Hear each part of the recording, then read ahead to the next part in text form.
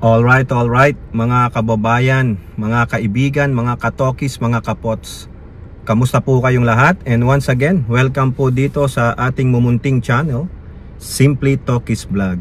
Tayo po ay magbibigay ng maiksing komento, opinion at reaksyon sa mga init na usaping pang politika sa ating bansa. Naku, naka-seatbelt pa ako.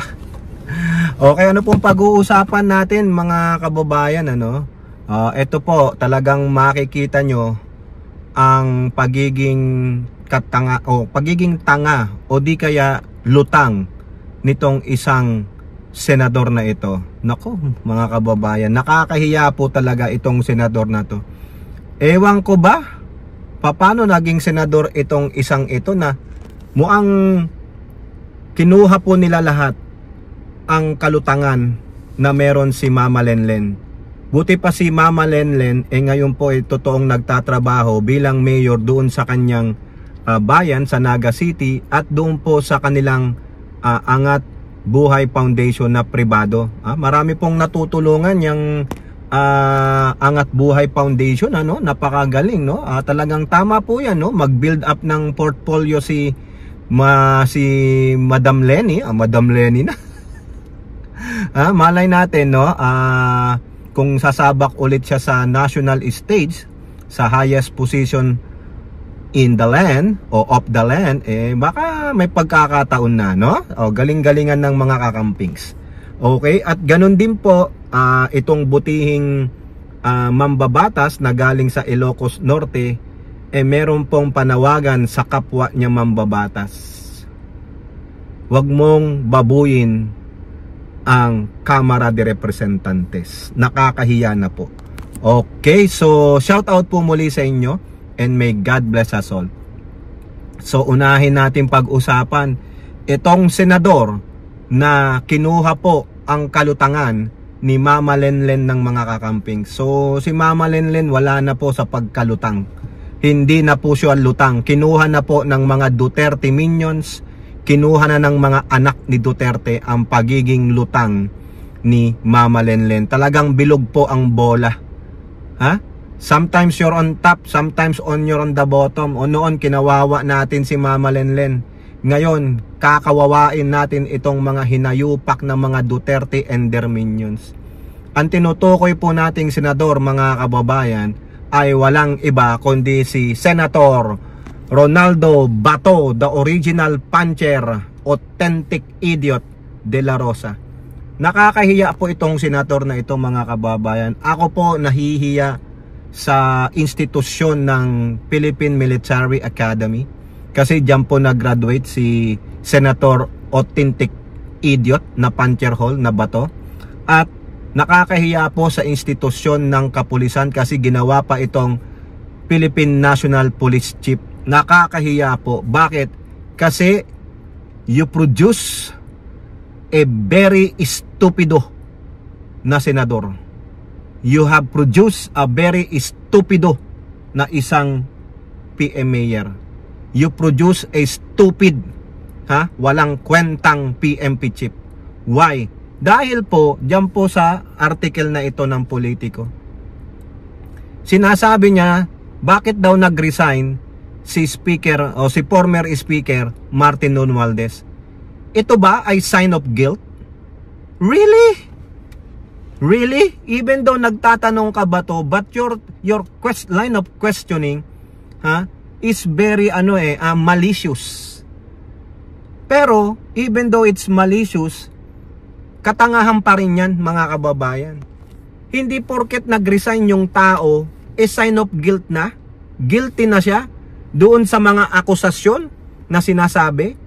Para sa'yo, guilty na yon, na hindi man lang dumaan sa tamang proseso ng pag-iimbestiga, hindi dumaan sa tamang proseso sa korte. Para sa'yo, sign of guilt na yon.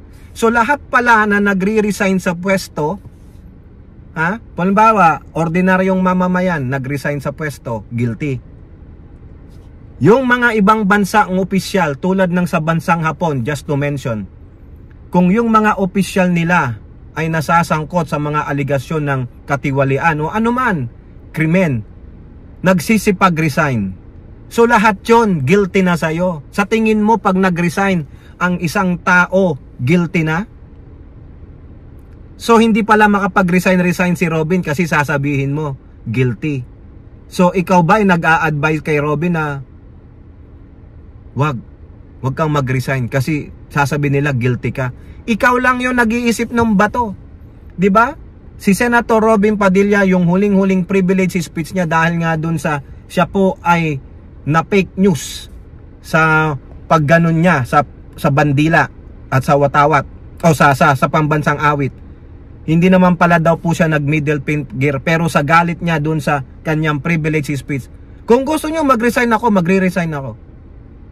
So therefore, gusto naming mag-resign si Robin. Oh, nagtatanong ka Robin eh.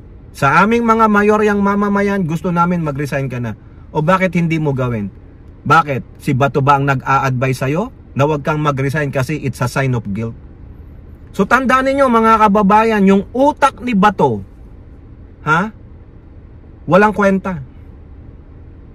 Bakit mo iisipin na nag-resign nga si Martin dahil siya ay guilty? It's a sign of guilt?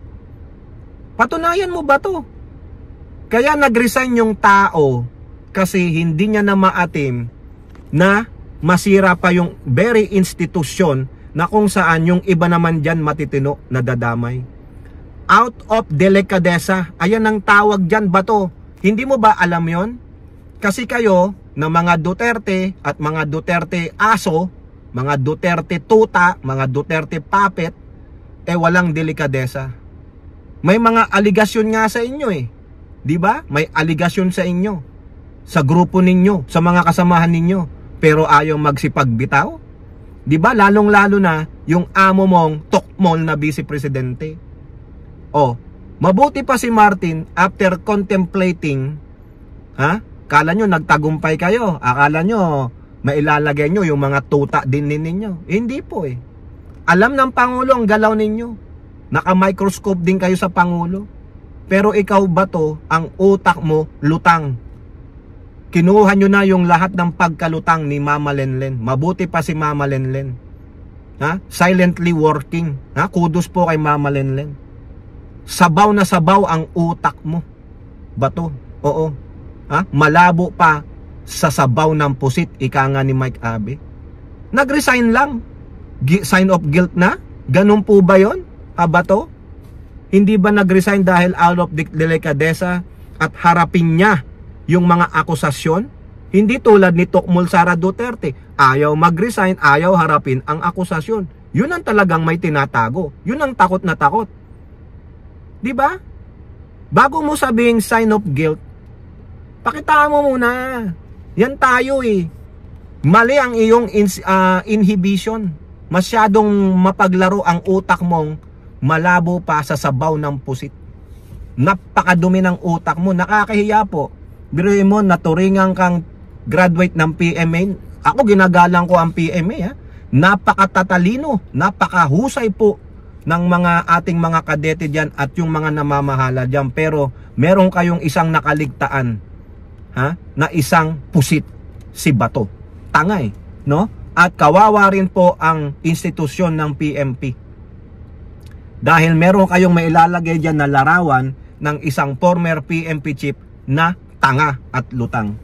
Biruin mo, sabihin mo yon, nag-resign, sign of guilt ba yan? Wow naman, ang galing talaga. So, ikaw, kung meron kang akusasyon o halimbawa lang, meron ng warrant of arrest sa'yo sa ICC, hindi ka magre-resign kasi gagamitin namin yung sinabi mo. Lahat ng sinasabi mo, lahat ng nilalabas mo sa mabaho mong bunganga, maibabalik sa'yo ba to? Tandaan mo yan. Tingnan mo na lang yung puncture hole. Hindi authentic pag walang puncture hole. O diba, katangahan yun ba to? Ano ka? Talagang clown na clown ka. Payaso ka ba to? No? Hindi ka karapat dapat maging senador. Dapat ikaw ang mag-resign dyan out of delicadeza. Kayong mga Duterte senators, wala kayong mga delikadesa, mga hinayupak, no? Ang lakas mong makapang-asar no? Akala mo naman, nag-resign lang naman speakership dahil sa delikadesa at haharapin ng mga kaso, hindi tatakasan. Hindi tulad nung amo ninyo, tumatakos, ang dami pang dahilan. At sino-sino ang ginagamit? Nananakot pa, 'di ba mga kababayan? Oh, nakakahiya po. Nakakawala kang hindi ka kagalang-galang, kawalan ka ng respeto ba to? Okay? So punta naman tayo dito kay Representative Sandro Marcos. Si Representative Marcos po ay nagsalita na, no? Talagang itong ating batang-batang representante ng 1st District ng Ilocos Norte ay ano na po to? Lalaban ito. Hindi to tulad ni Pangulong Marcos na tahitahimik lang. Ibahin nyo po ito, talagang palaban ito. Tulad nung ginawa kay Pulong, 5 puntos po yung pinangbira niya kay Pulong. Kasi he is being accused of the one choosing the Senate, the Speaker. Sabi niya, hindi, mali ka. Kung nandoon ka lang, alam mo ang ginagawa namin, kaso wala ka eh. O, di ba? O, baka busy kang ini-inspect ang iyong mga 51 billion flood control projects. Di ba? Simple lang yon. Simpleng sarcasm. Pero ang sakit nun. O, di ba? Accusing the good congressman of doing some sinister act, ikayo pala yun. Baka nga gawain daw yun ni Yot Man, Pulong 51 billion, yung mangdikta. O, di ba? Kita mo, ang taas ng balik. However, ito pa isang mga kababayan. Talagang kinall out niya na ang isang kapwa niya representante na si Elizaldico. Itong si Elizaldico, nandito po yan sa Amerika. Nagpapagamot daw di umano. Abay, ang tagal naman. Dito nga kung meron kang heart ailment o sasabi mo na ng doktor, o pahinga ka lang dyan, ganito, mga 2 weeks. Ilang linggo na si Saldico dito sa Amerika. Nag-aalatebes ka ba? Hindi ka na babalik? Huwag kang pupunta ng Timor-Leste, dideport ka ng Timor-Leste. Pumunta ka sa ibang bansa na walang extradition. Elizaldico, kung talagang matapang ka, baka sakit-sakitan ka lang biruin mo, magpapagamot ka sa Amerika, dami mo pera. Make sure, hindi taxpayer ng mga Amerikano ang gagastos sa bill mo o magbabayad yan sa bill mo sa hospital kung nasaan ka man. Make sure na ikaw ang magbabayad niyan. Ang tanong, totoong pera mo ba yan? Di ba mga kababayan? At tandaan ninyo, hindi lang 2022 na mayagpag si Elizaldico bilang isang congressman. Namayagpag din siya nung panahon ni Digong. Pero hindi siya kinall out ni Digong. Hindi siya kinall out ni Sara Duterte. Bakit? Alam nyo na. Baka naman, ilang kilo ba ng ilang sako ng pera ang naiabot? Okay? Ano po ang sabi ni Sandro Marcos kay Elizaldico? Go home and face the accusations against you. Umuwi ka. Harapin mo. Tama naman. Magpakalalaki ka, Representative Elizaldico. Magpakalalaki ka. Tama na ang dahilan na may sakit ka sa puso, nagpapagamot ka. Okay, so be it. Pero anong advice ng doktor sa'yo?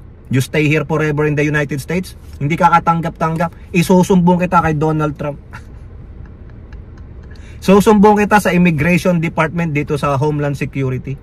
You are undesirable alien. Why? Because of the looming accusations of graft and corruption. Ay ayaw na ayaw po yan ni President Trump. Oo, pababalikin niya ni President Trump pag nalaman niya. President Trump, there is somebody here, a representative from the Philippines named Elizaldico, who is hiding in the disguise of medical condition.